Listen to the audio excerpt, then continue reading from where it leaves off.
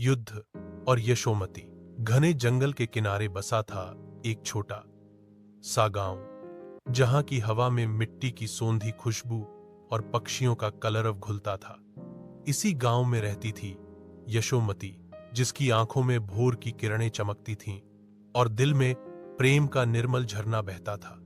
उसका जीवन सरल था, खेतों में काम करना, संध्या में गांव के कुएं पर सपनी सहेलियों से गपशप करना और रात में अपनी बूढ़ी मां की कहानियां सुनना। यशोमती का विवाह वीर योद्धा प्रताप से हुआ था, जिसकी तलवार की खनक और हृदय की सच्चाई दूर दूर तक प्रसिद्ध थी। प्रताप सिर्फ एक योद्धा नहीं, बल्कि एक कवि हृदय का व्यक्ति भी था, जो फूलों में सौंदर्य और हवा के झोंकों में संगीत ढूंढता था। एक दिन गांव में खौफनाक खबर आई। पड़ोसी राज्य के क्रूर राजा महाराज भैरव ने आक्रमण की घोषणा कर दी थी। भैरव अपनी निर्दयता और असीमित लालसा के लिए जाना जाता था। उसकी सेना विशाल थी और उसके सैनिक बिना किसी दया के सब कुछ उजाड़ देते थे। गांव में भय का साया फैल गया। पुरुष अपनी तलवारें तेज करने लगे, महिलाएं अपने बच्चों को सीने से लगाने लगी। प्रताप ने अपने गांव की रक्षा का प्रण लिया। उसकी आंखों में एक अलग ही चमक थी, कर्तव्य की, प्रेम की और बलिदान की। यशोमती का हृदय विचलित हो उठा। उसने प्रताप का हाथ पकड़ा। स्वामी, मुझे आपकी चिंता है। यह युद्ध कितना भयानक होगा। प्रताप ने मुस्कुराते हुए उसके माथे को चूमा। यशोमती, हर योद्धा का भाग्य उसकी तलवार से लिखा जाता है। मेरा कर्तव्य मुझे पुकार रहा है। युद्ध का बिगुल बजा। प्रताप अपने वीर सैनिकों के साथ युद्ध भूमि की ओर बढ़ा। यशोमती ने नम आंखों से उसे विदा किया। गांव की हर औरत, हर बच्चा युद्ध के नतीजों का इंतजार कर रहा था। दिन हफ्तों में बदल गए। हर सुबह यशोमती मंदिर जाती, देवी से प्रताप की कुशलता के लिए प्रार्थना करती। उसकी रातें बेचैनी में बीतती, नींद आंखों से कोसों दूर रहती। हर आती जाती खबर उसके दिल की धड़कनों को तेज कर देती। कभी सुनने को मिलता कि महाराज भैरव की सेना आगे बढ़ रही है, तो कभी उम्मीद की किरण दिखती कि प्रताप के सैनिकों ने उन्हें रोका है। यशोमती का धैर्य परीक्षा दे रहा था। वह गांव की अन्य महिलाओं को दिलासा देती, उन्हें हिम्मत बौंधाती, पर अंदर ही अंदर उसका अपना दिल एक पतंग की तरह हवा में डोल रहा था। एक दोपहर एक घायल सैनिक गांव में लड़खड़ाता हुआ आया। उसके कपड़े खून से सने थे और उसकी आंखें खाली थीं। उसने बताया कि युद्ध बहुत भीषण हो गया है और प्रताप गंभीर रूप से घायल हो गए हैं। यह सुनते ही यशोमती के पैरों तले जमीन खिसक गई। उसके चारों ओर की दुनिया घूम गई। गांव में मातम छा गया, लेकिन यशोमती ने खुद को संभाला। उसकी आंखों में आंसू थे, पर उसकी आत्मा में एक नई शक्ति का संचार हुआ था।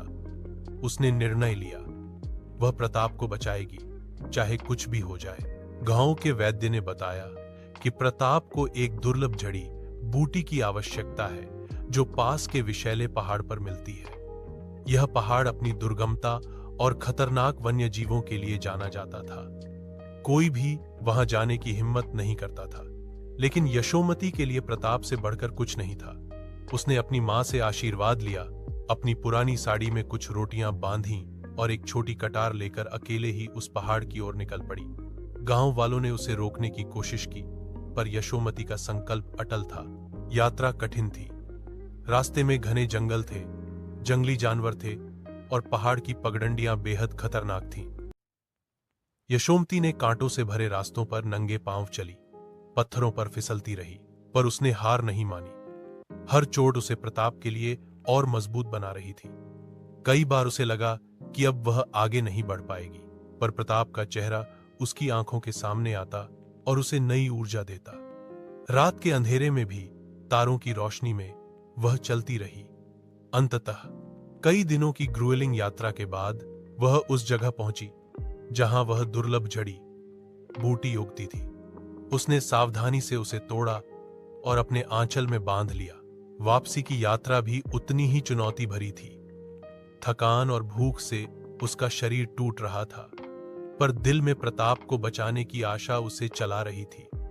जब वह वापस गांव पहुंची तो उसका शरीर लहूलुहान था, पर आंखों में विजय की चमक थी। गांव वाले उसे देखकर स्तब्ध रह गए। उन्होंने तुरंत वैद्य को बुलाया और जड़ी बूटी प्रताप को दी गई।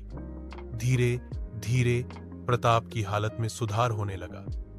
कुछ दिनों बाद जब प्रताप ने आंखें खोलीं, तो यशोमती उसके पास बैठी थी। उसके चेहरे पर एक सुकून भरी मुस्कान थी। प्रताप ने यशोमती का हाथ थाम लिया। उसकी आंखें कृतज्ञता से भर आई थीं। यशोमती, तुमने मुझे नया जीवन दिया है। तुम सिर्फ मेरी पत्नी नहीं, मेरी शक्ति हो। यशोमती मुस्कुराई। युद्ध अंततः समाप्त हुआ। महाराज भैरव की सेना पराजित हुई और प्रताप के शौर्य और यशोमती के अदम्य साहस ने गांव को बचाया। गांव में खुशियां लौट आईं, लेकिन इस बार यशोमती सिर्फ एक पत्नी नहीं, बल्कि एक नायिका के रूप में जानी गई। उसकी कहानी पीढ़ियों तक सुनाई गई। एक ऐसी स्त्री की कहानी जिसने अपने प्रेम और साहस से युद्ध के सबसे भयावह परिणाम को भी बदल दिया। उसका यश प्रताप के शौर्य से कम नहीं था, बल्कि उससे भी बढ़कर था, क्योंकि उसने प्रेम और निस्वार्थ सेवा से असंभव को संभव कर दिखाया था। यशोमती का नाम युद्ध और यशोमती की कहानी में अमर हो गया।